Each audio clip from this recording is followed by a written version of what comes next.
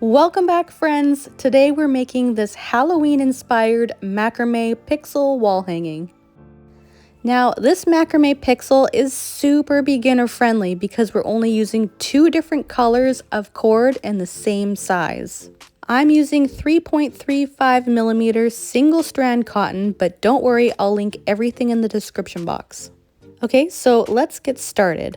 We're going to need a 12-inch wooden dowel for this project, and what we're going to do is attach all of our cords using a lark's head knot.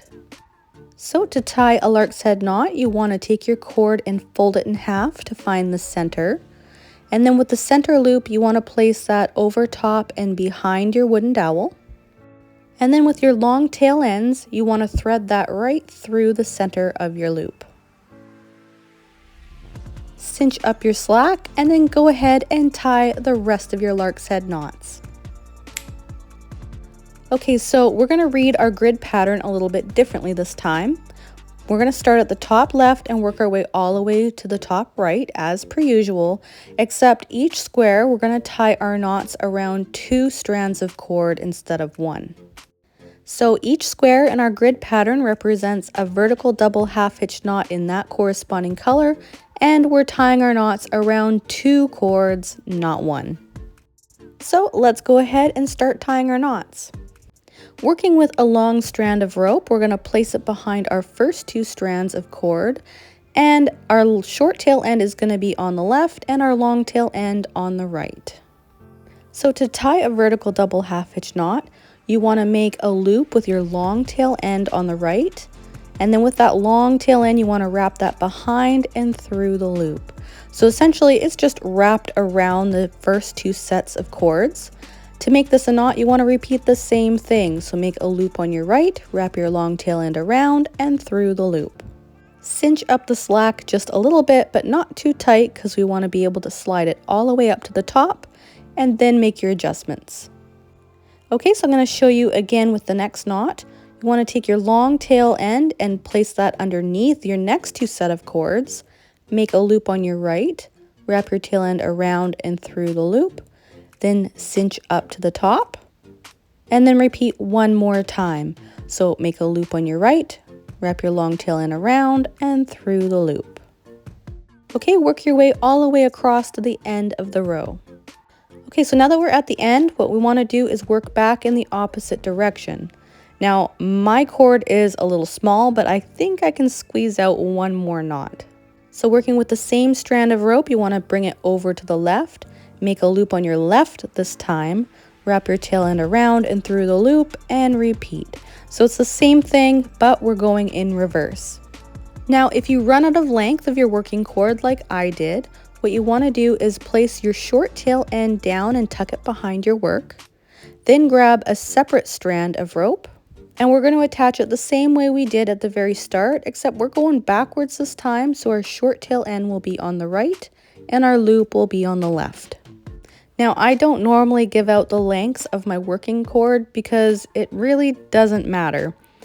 But I do like to work with 60-inch lengths at one time. That is roughly my arm span, and I find that that is the perfect length. Or at least it's the perfect length for me. I like to use about my arm span, that way I don't have to keep pulling and pulling the cord through the loop. It's just the right amount of length that you get a ton of knots, but not too short that you're constantly having to add another piece.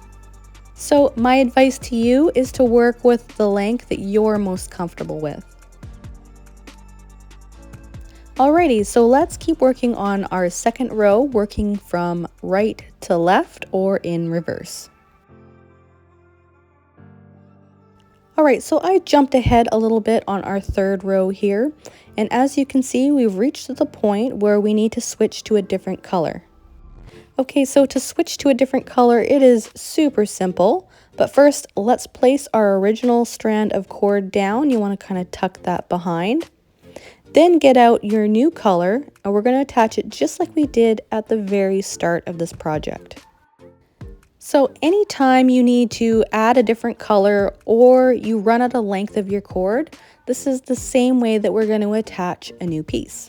However, when we do need to switch back to our previous color, We're not going to add a new piece. We're going to use the same cord as we did last time. Let me quickly tie these vertical double half-hitch knots and I'll show you exactly what I mean. And on a side note, you may have noticed that black cat appear at the top. My daughter decided to draw you all a picture. So big shout out to my daughter Kaylee. She is super excited for Halloween this year. She is gonna go trick-or-treating as a butterfly fairy. Okay, so anyways, carrying on with our pattern, we did all of the white knots here for the third row. We switched to the black, and now we need to switch back to the white. And don't worry, this is super easy. So first of all, we want to lie our black cord down and then make sure that you have your previous white handy. Then gather up all of your filler cords in the center here. Lift it up so that we can see. I was wondering where that black spider went. As I was saying, you want to lift up your filler cords, grab your previous white cord, and you want to run it behind your work. It also needs to be over top of your black previous cord. Then carry on tying your vertical double half-hitch knots as per usual. I bet you all weren't expecting that spider to be there, were you? I am silly. I apologize. Anyways, let's continue on with our grid pattern. We're going to zigzag all the way down to the very bottom.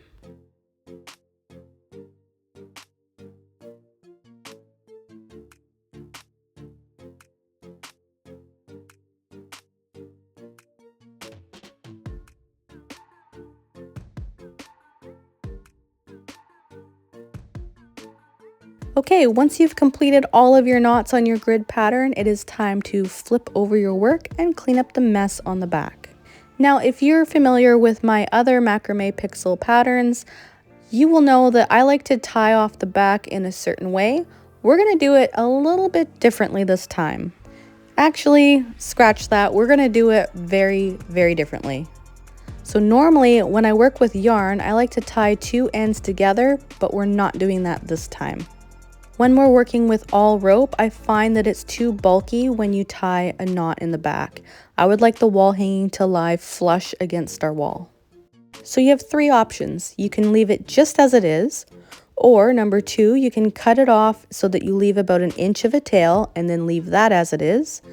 Or number three, we're going to hit up those short tail ends with a little bit of hot glue. That way it ensures that it won't come apart. I personally like to hit it up with a little bit of hot glue.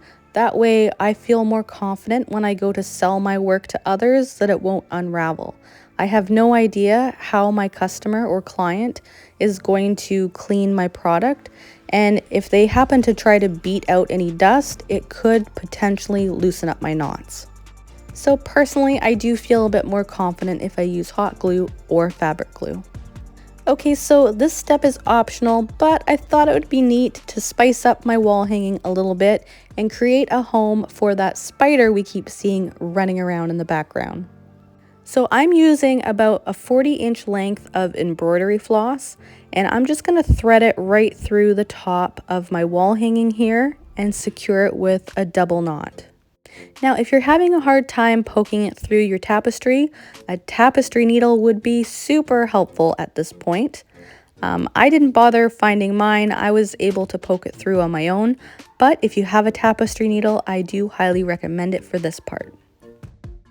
Now that my knot is secure, I'm going to drape it over across and then tie another knot at the top here, and then drape it another time and tie another knot. Now we have two little cobweb loops.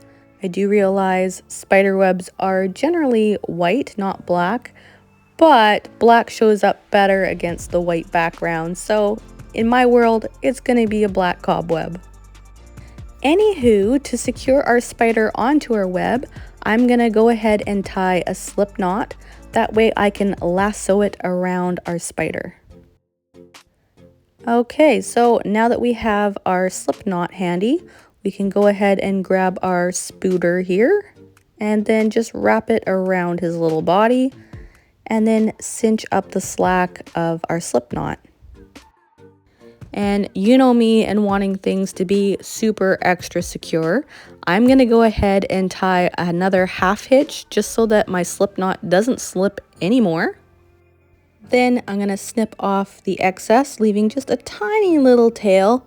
And then I'm gonna hit up that tail with some hot glue. Yes, I am super extra today. Then trim the bottom fringe. Don't forget to give this video a like, and I'll see you in the next one.